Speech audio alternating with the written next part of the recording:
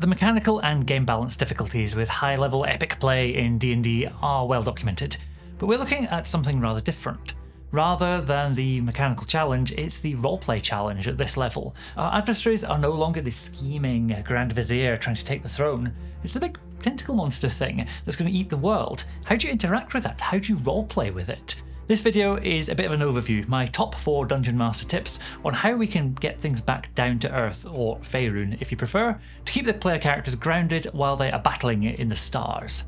My name's Rich, this is Renegade Rolls, and let's be epic storytellers together with our friends.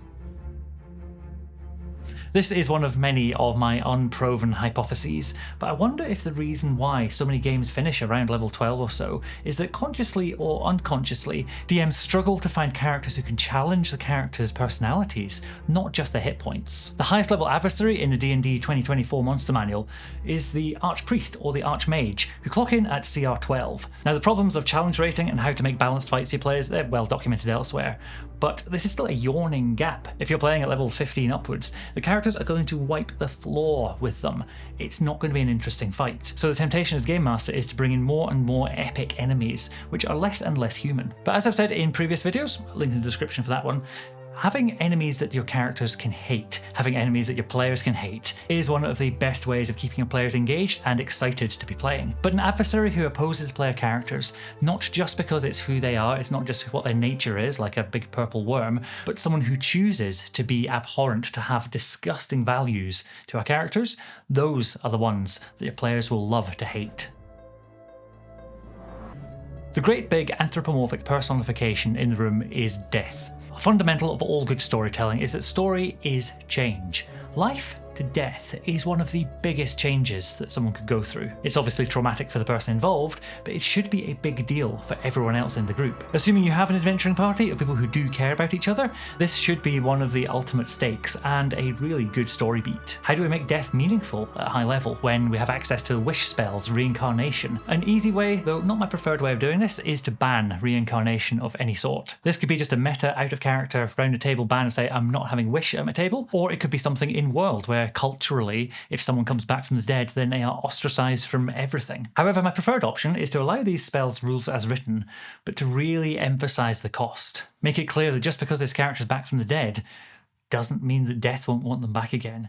It could be that their days are now numbered. You could go full Final Destination style with it if you like. This opens up a fun avenue of storytelling now. This character's now a revenant and they know it. They know their days are numbered, so what can they do to make things better? Try and put their world to rights before they're claimed and pulled back into the afterlife by the forces that dwell there.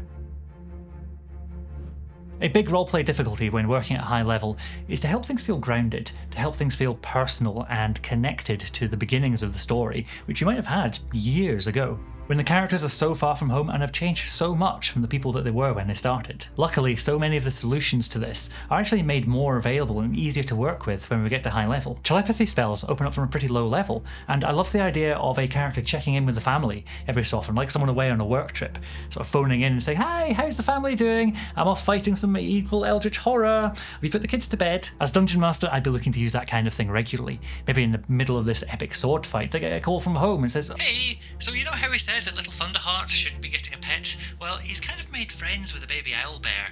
What do you think we should do?" Alternatively, make liberal use of teleport and gate style spells, where they can nip back home and see the family at the weekend before fighting the eldritch horrors once more. Something that works at every level of play and in every TTRPG system is flashbacks. I love using these to give little moments of roleplay in otherwise combat heavy sessions. If someone goes down on 0 hit points and has nothing to do on their turn, we do a little bit of roleplay, a scene from their childhood, before jumping back into the action again. Within the same mold as these flashbacks, I'd also use conversations with gods or devils, depending on your character's persuasions. A little moments of guidance or taunting from their patron can go a very, very long way. The climax, the crux, the crisis of our stories is so often that difficult choice, that moment where so much hangs in the balance of what our characters are going to choose to do. As Game Masters, we should be on the lookout for ways of making these moments happen in any way that we can without things feeling forced. These tough choices can be harder to manufacture at high level play. What are we going to do against a purple worm? We either fight it or we just die.